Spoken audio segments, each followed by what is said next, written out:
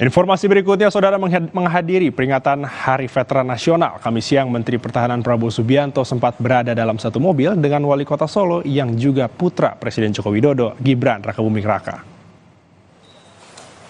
Dalam pidatonya di acara yang diselenggarakan di Universitas 11 Maret, Solo, Jawa Tengah ini, Prabowo kembali menyinggung soal sosok pemimpin muda. Menurut Prabowo, seorang pemimpin tidak diukur dari usianya, melainkan dari bagaimana kedewasaan dan jiwa kenegaraan yang dimiliki. Prabowo menyebut hal ini terinspirasi dari cerita veteran tentang kepahlawanan Letkol Ignatius Slamet Riyadi. Jenderal Kolonel Belanda datang berunding, dia kira siapa ini? Panglimanya musuh, panglimanya Republikan yang kita perang selama sekian tahun. Saya ingin ketemu, tiba-tiba anak muda 22 tahun yang muncul. Luar biasa.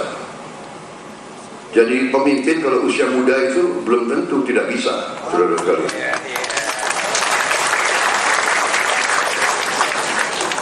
Jadi Solo ini banyak melahirkan pemimpin-pemimpin yang hebat.